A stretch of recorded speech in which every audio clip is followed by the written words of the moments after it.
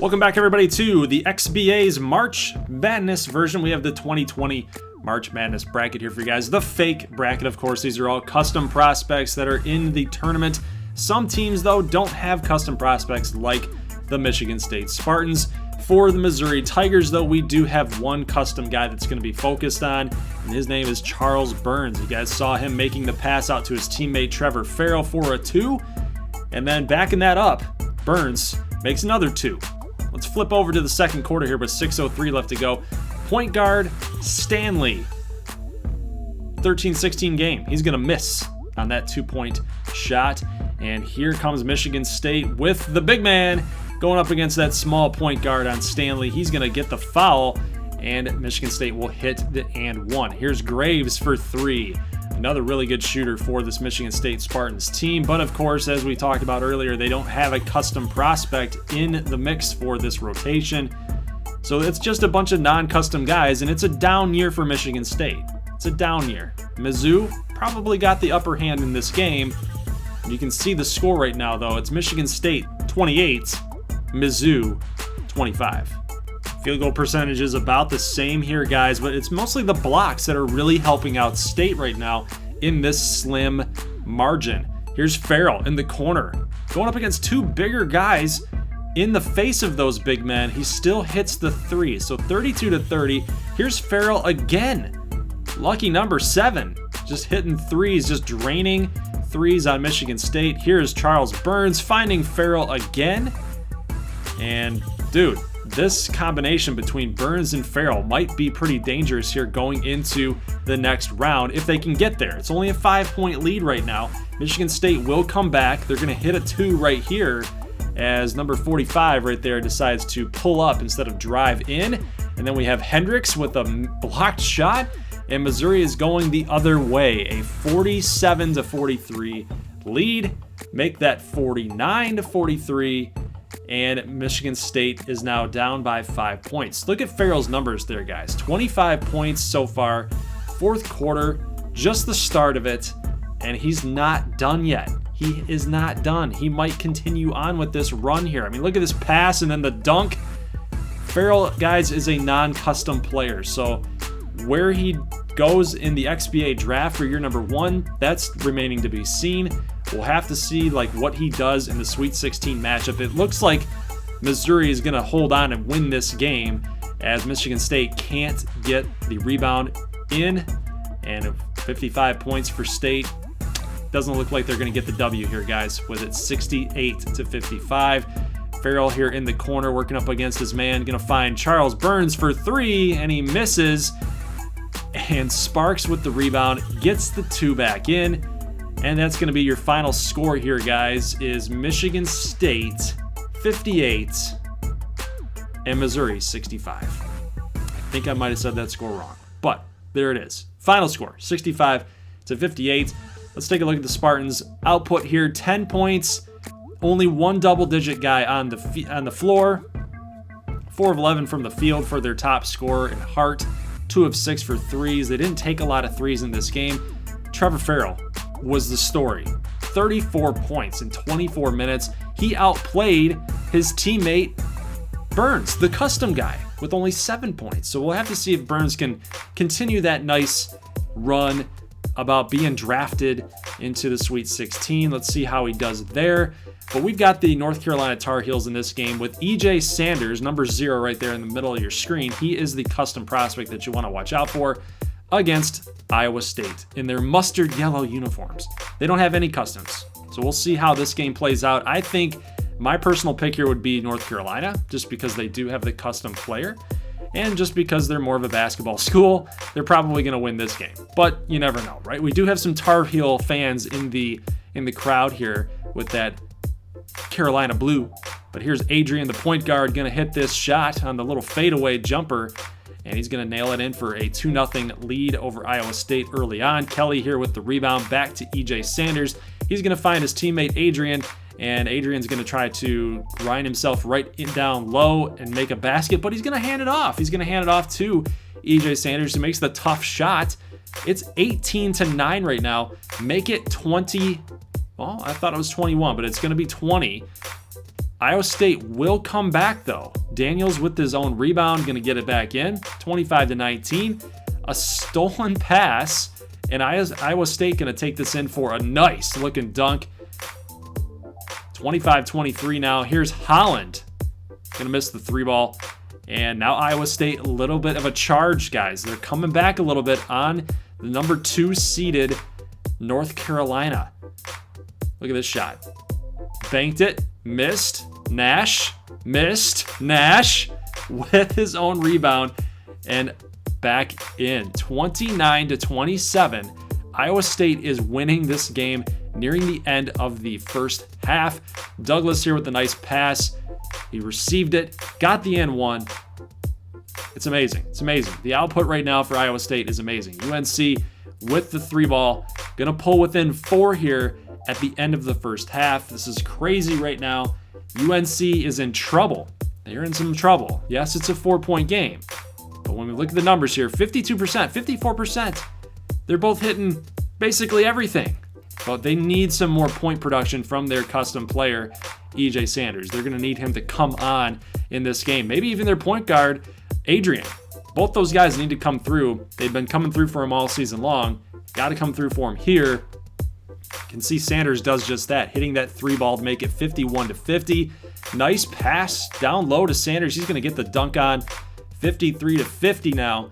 And look at this, a stolen pass knocked away by Gray. Sanders picks it up. Nobody's there to take him on, defend him. And he's going to slam that home. And here we go. So late fourth quarter, and it looks like this is a blowout, guys. So North Carolina going to win this game. Sanders picks out the foul. 80, I think that's 88 or 86-71. They're just too bright. It's just too bright. Next time for 2K, they need to make that the darker end of the color spectrum. So 89-71 is your final score for North Carolina. And, you know, the Cyclones just didn't do enough. They didn't do enough near the end to really take care of North Carolina. And you can see the output here, just not enough, guys. Just not enough. We got EJ Sanders, who really came on. Remember, you saw the graphic there. He had 8 points in the first half, meaning 18 in the second half. So he more than doubled his own production in the first half. So that's how you win these big games. You got to rely on your big-time players, your big-time athletes, and EJ Sanders did just that. So next up, we got Michigan against North Carolina State, and that's a little biased there, right? I mean, look at all the graphics from the Jumbotron is really pushing for Michigan here out in Albany. Interesting. Not supposed to be doing that. Not supposed to be pulling for favorites here. We have one custom player on the court, and his name is Andre JOYNER. He is number 9 right there, receiving the pass, and look at this move. He gets the and one on the tough shot. He gets fouled, and Michigan is just destroying NC State right now. But they do come back. It's 14-13. Oof, I thought that was going to go in. Holy cow. So end of the first quarter, and Michigan is going to miss the 3-point shot, but they will still be leading here by 3, 20-17. Slam dunk here by Ward. We'll have to watch out for Ward and see how he's going to do next season in Big Ten play.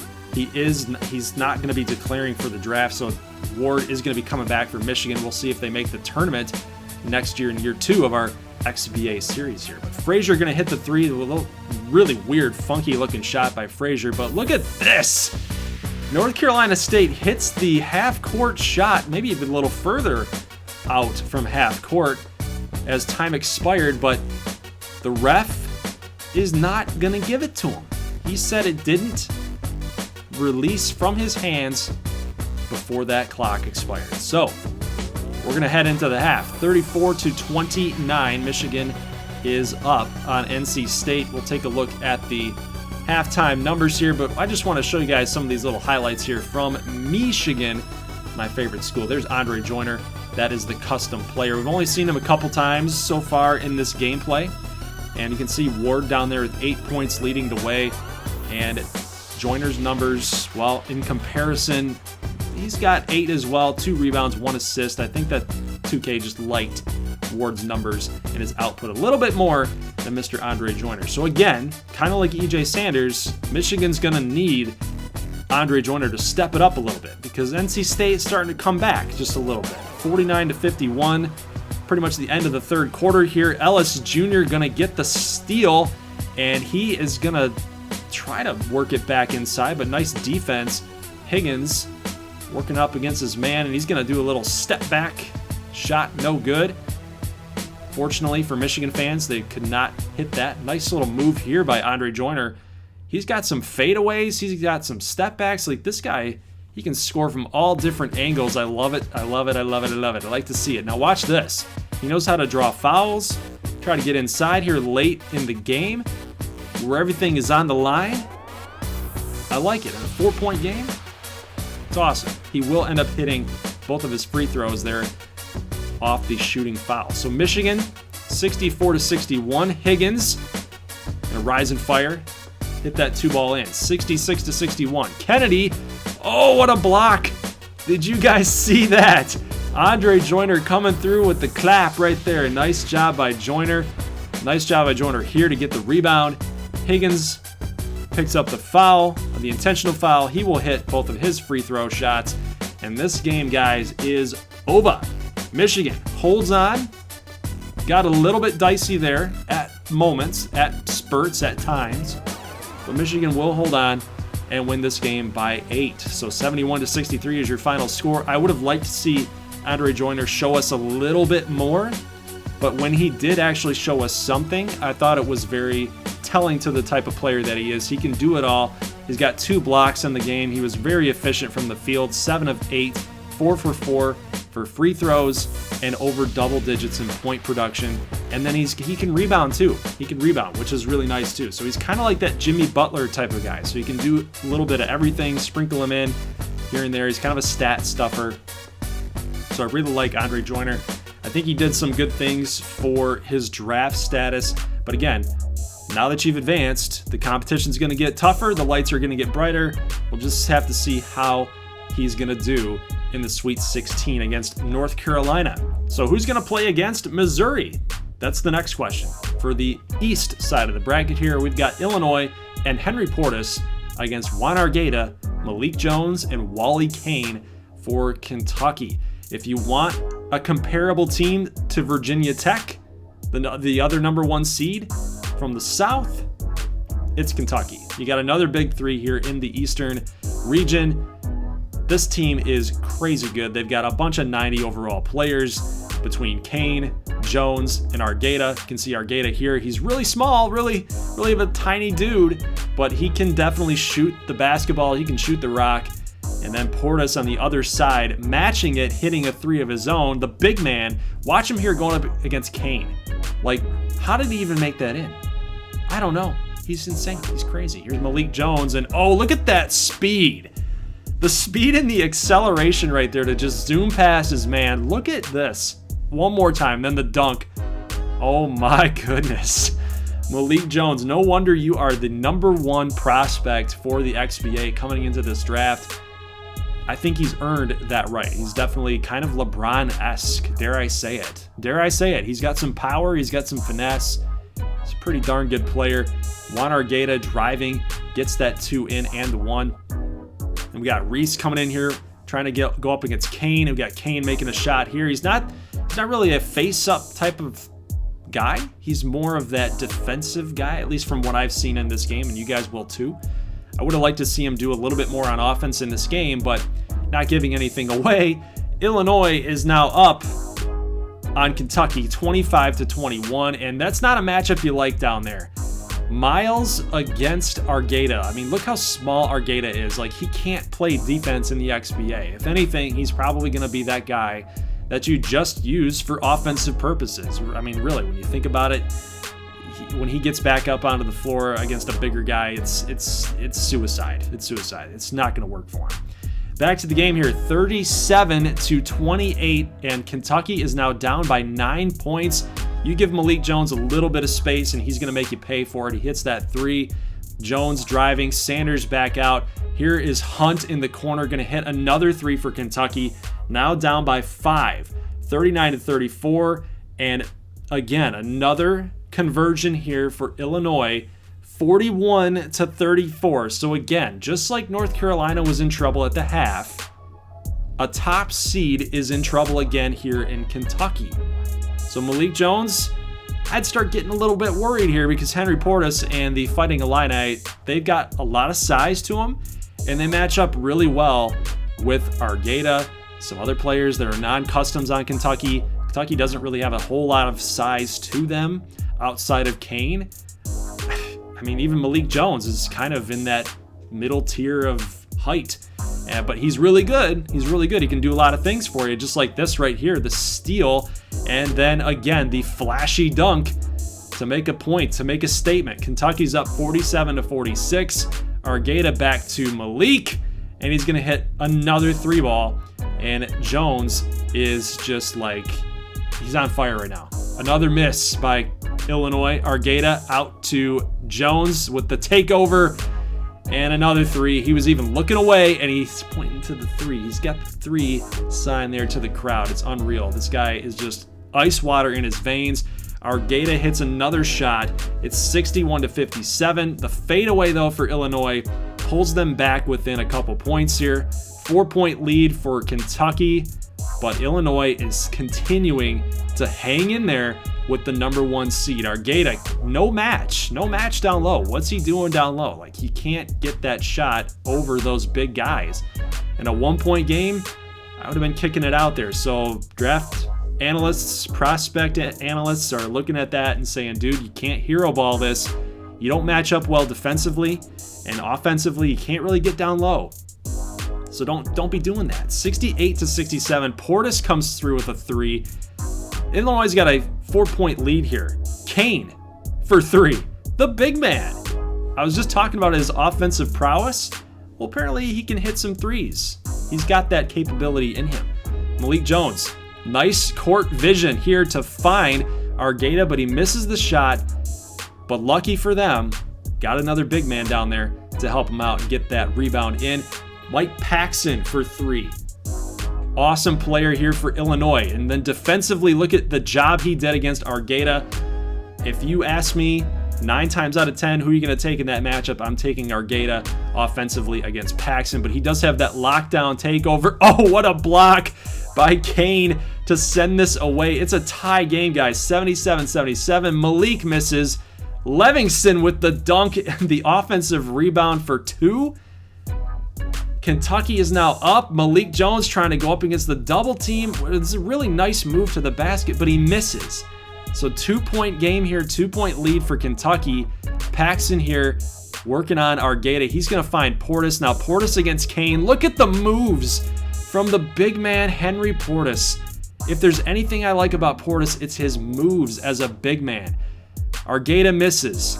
Tie game, Illinois now with the basketball. Portis again, working on Kane. Watch the moves again, and he falls. Look at he's pumping the fist, pumping the chest out, like, let's go. 81-79, Illinois. I mean, what is happening right now? Could the top team fall? Livingston with the 2 and the fadeaway from the free throw line. 81-81, and Illinois back here with the basketball, and that's not a matchup again that you like. Portis against Argata. Portis is winning that 100 times out of 100. It's just not going to happen for Argata now. One last chance here, and Argata, he's going to drive in against all the big men, and he misses the shot.